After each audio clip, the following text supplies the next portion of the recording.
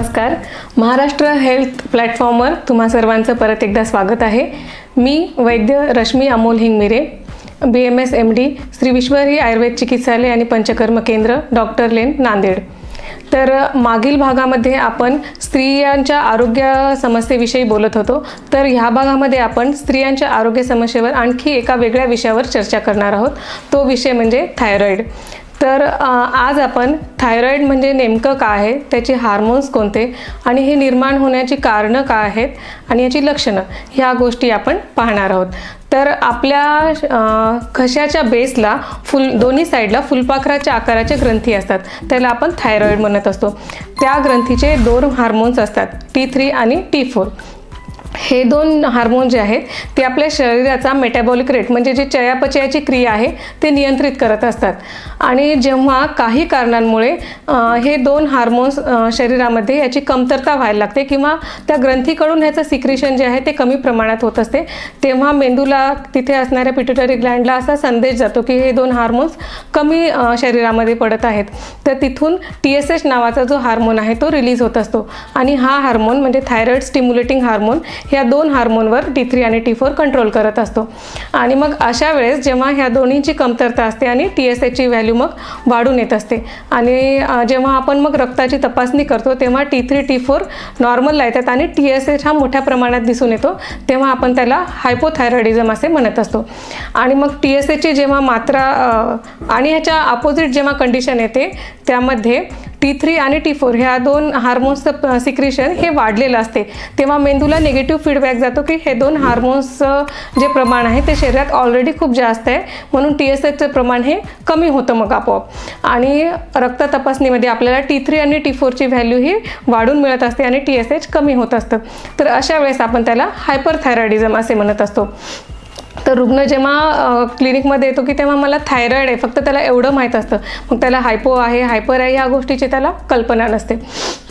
तर आणखी एक यामध्ये त्रास असतो की बऱ्याच वेळा घशाच्या बेसला इथे इन्फेक्शन होतं किंवा काही सूज आल्यासारखी वाटते, आकार मोठा झालेला असतो, तर त्याला आपण गलगंड किंवा नोडुलर थायरॉईड असं म्हणत असतो.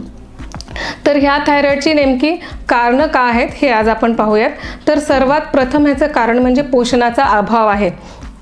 आजकालचे बदललेलं आहार विहार खाणं पिणं या सगळ्या कारणांमुळे कुठेतरी थायरॉईड होत आहे. आणि याचं दुसरं एक कारण महत्त्वाचं म्हणजे स्ट्रेस, टेन्शन, अँझायटी ह्या सगळ्या गोष्टींमुळे सुद्धा थायरॉईड होत असतो.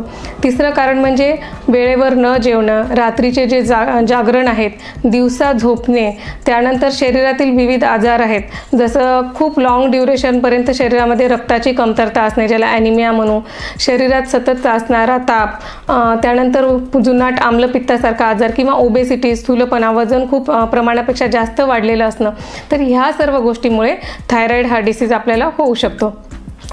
तर आता जे आपण दोन सांगितले थायरॉइडिझम आणि हायपरथायरॉइडिझम, त्याची लक्षणे काय आहेत हे आज आपण पाहूयात. तर सुरुवातीला जेव्हा T3 आणि T4 यांचं प्रमाण कमी असतं ज्याला आपण हायपोथायरॉइडिझम असे म्हणतो, तर या दोन हार्मोनच्या कमतरतेमुळे शरीरातील मेटाबॉलिझम रेट हा कमी होत असतो. यामुळे काय होतं की आपोआप मग शरीराचं वजन खूप वाढायला लागतं.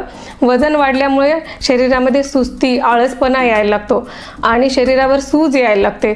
त्यामुळे जे जॉईंट्स आहेत तिथे पेन, त्रास व्हायला लागतो, दुखतात, मसल पेन व्हायला लागतं आणि त्यानंतर कॉन्स्टिपेशनसारखा त्रास होतो. त्यामुळे शरीरात रुक्षता आणि उष्णता वाढत असते, केस हे गळायला लागतात आणि पाळीच्या समस्या निर्माण होतात, पाळी वेळेवर येत नाही, गर्भस्राव, गर्भपातासारख्या तक्रारी निर्माण होतात आणि यातून पुढे वंध्यत्व म्हणजे मूलबाळ न होणे इथपर्यंत त्रास होऊ शकतो.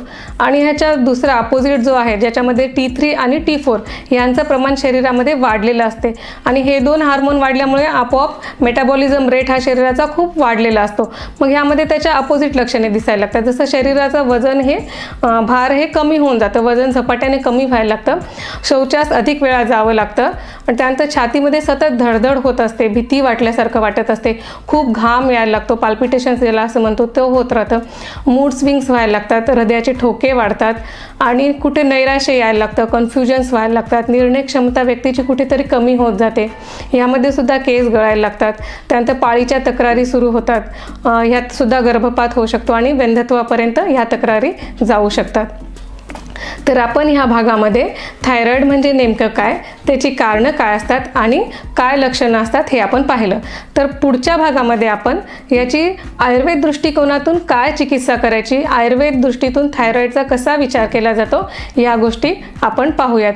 तर पुढचं पाहण्यासाठी महाराष्ट्र हेल्थ प्लॅटफॉर्म या चॅनलला लाईक आणि सबस्क्राईब करा. तर परत भेटूया पुढच्या भागात. धन्यवाद.